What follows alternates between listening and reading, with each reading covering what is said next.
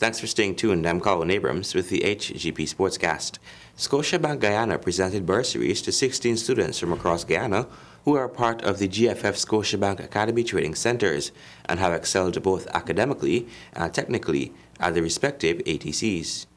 The bursaries valued at $30,000 were presented at the boardroom of the Guyana Football Federation Secretariat by Scotiabank's marketing manager, Jennifer Cipriani. Visiting FIFA Regional Director Marlon Glean, GFF's President Wayne Ford, and GFF's Technical Director Eon Greenwood. President Ford offered his congratulations and said part of the Federation's mandate is to develop well-rounded citizens. He further stated, "We want to put into the society wholesome human beings who would have learnt and benefited from many of the programs that we are running at the Federation that go beyond the field of play."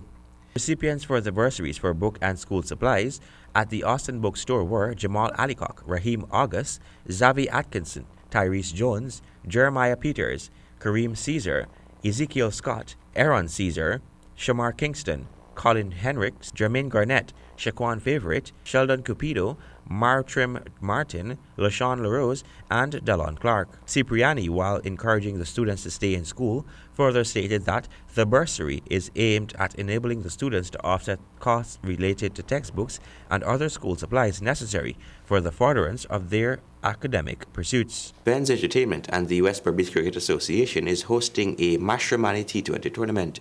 The tournament began on February 18 and runs until March 26.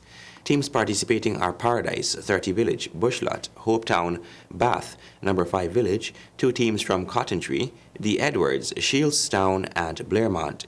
The top team will receive $200,000 in cash along with the trophy. Draft day of the Caribbean Premier League Season 6 sees some new faces to the tournament, as well as seasoned CPL players.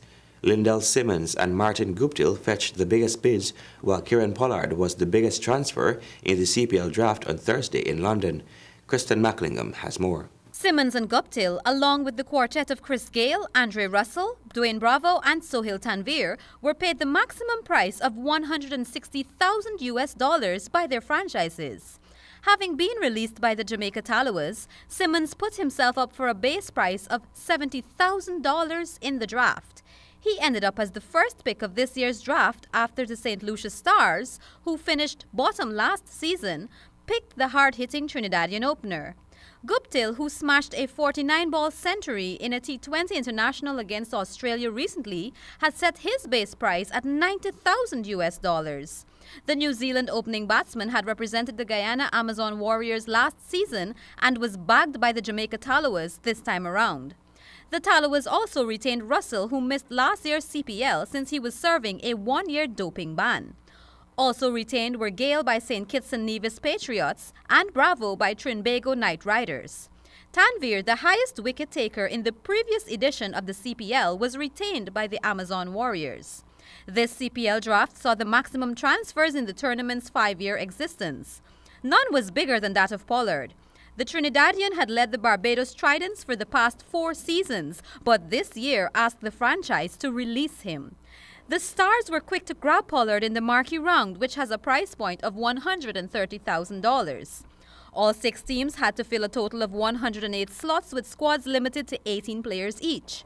Having retained a total of 61 players, franchises had to pick 47 new names from the draft.